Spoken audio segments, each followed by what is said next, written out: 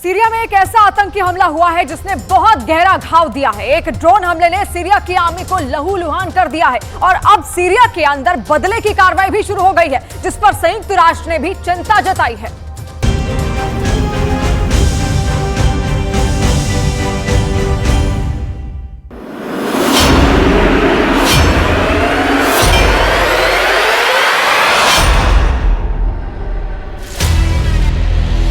Syria में एक बहुत बड़े हमले ने पूरी दुनिया को चौंका दिया है। तुर्की से लेकर अमेरिका तक और ईरान से लेकर इजराइल तक हर तरफ इतने बड़े हमले ने लोगों को सोचने पर मजबूर कर दिया है।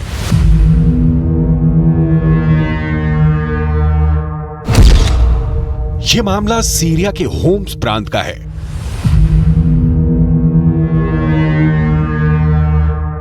होम्स दुनिया का एक बहुत ही ऐतिहासिक शहर है।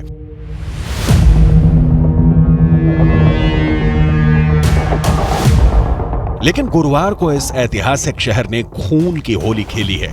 सीरिया में बशर अल असद की सरकार है और बशर सरकार के रक्षा मंत्री अली महमूद अब्बास एक कार्यक्रम में हिस्सा लेने पहुंचे थे।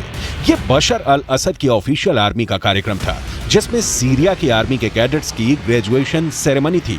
यानी सीरिया की मिलिट्री अकादमी से पास होने के बाद यहां जश्न हो रहा था। खुद रक्षा मंत्री इस कार्यक्रम में शामिल होने के लिए पहुंचे थे, लेकिन उसी वक्त होम्स के इस कार्यक्रम पर ड्रोन अटैक हो गया।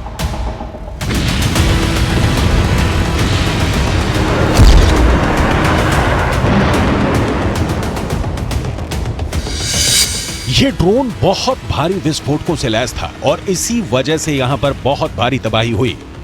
जिस वक्त ये ड्रोन अटैक हुआ, करीब 300 लोग घटनास्थल पर मौजूद थे, जिसमें 11 महिलाएं और लड़कियां थीं। हमले में 21 नागरिकों की मौत हुई है और बाकी जिन लोगों की मौत हुई है वो सीरिया के आर्मी के कैडेट्स थे, जो अपनी मिलिट्री ग्रेजुएशन सेरेमनी पूरी कर रहे थे।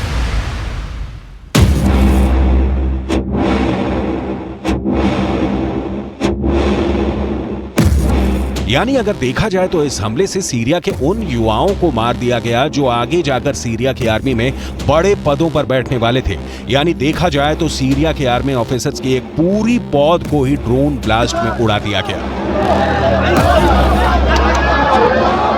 يوم الظهران طلب استجابي بناء على اتصال مديرية الصحة كمشافي رديفة للمشافي العسكرية بالمحافظة، وبلشنا باستقبال الإصابات الناجمة عن الحادث الإرهابي اللي تعرضنا له اليوم. الإصابات متنوعة، عظمية وعصبية ووعائية، وفي إصابات أيضا بالبطن. العمليات الجراحية قائمة حاليا। आमतौर पर देखा जाता है कि इजरायल की यह डिफेंस पॉलिसी है कि वो इजरायल की सुरक्षा के लिए खड़े हुए किसी भी संकट की भ्रूण हत्या करने में भरोसा रखता है। यानी इजरायल पर हमला जहां से होने वाला है और जो हमला करने वाला है उसको इजरायल पहले ही खत्म कर देता है। ठीक इसी तरह अगर देखा जाए तो सीरिया के होम्स प्रांत में हुए हमले में भी सीरिया के उन सैनिकों को पहले ही खत्म कर दिया गया जिनको बॉर्डर पर जाकर सेना में अफसर बनकर सुरक्षा का जिम्मा लेना था। लेकिन सीरिया के होम्स में जो हमला हुआ है उसमें अब तक आई रिपोर्ट्स के मुताबिक इजरायल का कोई हाथ नहीं है। दरअसल सीरिया में अब तक किसी भी आतंकी ग्रुप ने इस हमले की जिम्मेदारी नहीं ली है, लेकिन सीरिया के अखबार में जिस तरह की सूचनाएं आ रही हैं, इस पूरे मामले को सीरिया के सिविल वॉर से जोड़ा जा रहा है। आखिर क्या है सीरिया का यह सिविल वॉर, जिसमें अब तक 5 लाख से ज्यादा लोग मारे जा चुके हैं। सिर्फ ऐतिहासिक एलेप्पो शहर में ही 55,000 लोग मारे जा चुके हैं। 35,000 इमारतें ध्वस्त हो चुकी हैं। 60 लाख से ज्यादा लोग सीरिया के अंदर विस्थापन का शिकार हुए हैं और लाखों लोगों का सीरिया से पलायन हो चुका है। यानी ये लोग दूसरे देशों में जाकर शरणार्थियों की तरह रह रहे हैं। सीरिया के इस सिविल वॉर का पूरा मैप हम आपको बताएंगे, लेकिन पहले उन घायलों की बात सुनते हैं जो इस भीषण ड्रोन हमले में बच पाए हैं। والله نحن طالعين شفنا خيي انا خيي متخرج، نحن واقفين معه شيء ما نحن تصورنا كم صوره بدنا نمشي، ما شفنا غير شيء، ما على قلب الدنيا كلها، شفت العالم بهالارض كلها، ما بعرف شو صار ساعتها، ما بعرف شيء، نار صار بوجهي، قبع الدنيا، عالم ما بعرف عن شيء عن اخوتي. सीरिया के सबसे बड़े इलाके में इस वक्त बशर अल असद की सरकार है। सीरिया के उत्तर में बशर अल असद और कुर्दों की मिलीजुली सरकार का नियंत्रण है और उत्तर पूर्व में कुर्द विद्रोहियों की हुकूमत चल रही है, जिसे राजोआ कहा जाता है। इसके अलावा कुछ इलाकों में अलग अलग सैन्य ग्रुप अपनी सत्ता चला रहे हैं।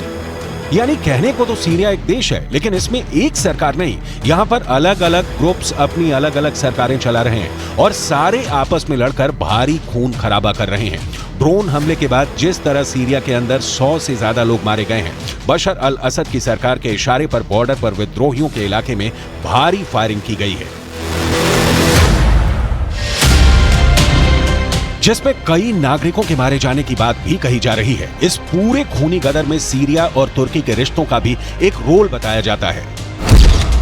दरअसल बशर अल असद के खिलाफ मौजूदा सीरिया के विद्रोही संगठनों को तुर्की सपोर्ट कर रहा है और तुर्की के अंदर आतंकी हमले कर रहे कुर्दिस्तान वर्कर्स पार्टी को सीरिया की बशर सरकार सपोर्ट करती है। खास बात यह भी है कि अभी हाल ही में जब तुर्की की पार्लियामेंट पर कुर्दिस्तान वर्कर्स पार्टी ने आतंकी हमला किया था, उस वक्त अर्दोगान बाल बाल बच गए थे, जो कि सदन में अपने भाषण के लिए आ रहे थे। और अब सीरिया के अंदर होम्स में जो हमला हुआ है, उसमें सीरिया के रक्षा मंत्री भी शिकार हो सकते थे, लेकिन वो इसलिए बाल बाल बच गए क्योंकि वो कार्यक्रम में धमाके से 20 मिनट पहले ही जा चुके थे। बड़ी बात यह है कि अमेरिका भी सीरिया के अंदर बड़ा प्लेयर है, क्योंकि सीरिया के राष्ट्रपति बशर अल असद का गठबंधन रूस के राष्ट्रपति पुतिन और चीन के राष्ट्रपति शी जिनपिंग के साथ है, जबकि अमेरिका सीरिया के अंदर कुर्दिश संगठनों को सपोर्ट कर रहा है जो बशर के खिलाफ लड़ रहे हैं। एक और बड़ी खबर उस वक्त सीरिया के अंदर से आई जब अमेरिका ने अपने F-16 लड़ाकू विमानों से गुरुवार को नाटो के सहयोगी तुर्की के एक ड्रोन को मार गिराया। इस ड्रोन को सीरिया में अमेरिकी बलों के लिए संभावित खतरा माना जा रहा था। पेंटागन ने कहा है कि अमेरिका ने गुरुवार को सीरिया में अपने सैनिकों के पास एक्टिव तुर्की के एक ड्रोन को मार गिराया है। यह पहली बार है जब वॉशिंगटन ने नाटो के सहयोगी तुर्की के एक ड्रोन को मार गिराया है। At approximately 7:30 local time in Syria today, our forces had observed UAVs conducting airstrikes in the vicinity of Hasaka, Syria. Some of those strikes were inside a declared U.S. restricted operating zone, or ROZ, near Hasaka, and were approximately a kilometer away from U.S. forces who relocated to bunkers. At approximately 11:30 local time, a Turkish UAV re-entered the ROZ on a heading toward where U.S. forces were located. U.S. commanders assessed that the UAV, which was now less than a half a kilometer from U.S. forces, to be a potential threat, and U.S. F-16 fighters subsequently shot down the UAV in self-defense at approximately 11:40 local time.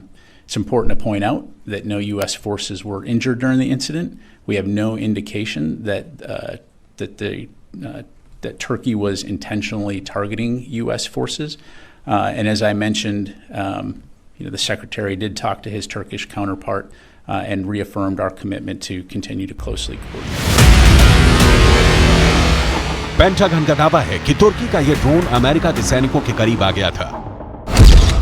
Pentagon के प्रवक्ता brigadier general PAT rider ने कहा कि तुर्की के drone को गुरुवार सुबह Syria के हकासा में अमेरिका के सैनिकों से लगभग 1 किलोमीटर दूर हवाई हमले कर रहा था। इसके बाद ये ड्रोन अमेरिका के आर्मी बेस से 500 मीटर तक करीब आ गया, जिसके बाद अमेरिका ने खतरा समझा और F-16 लड़ाकू विमान से मार गिराया। हालांकि तुर्की का दावा है कि ये ड्रोन उसका नहीं है। इस बीच दोनों देशों में आपस में बातचीत कर तनाव को कम करने की कोशिश की है। Based on the discussions with the Turkish defense minister and post shoot-down analysis, we have no initial indications that Turkey was intentionally targeting U.S. forces. Again, it was a regrettable incident, and we will continue to keep those lines of communication open.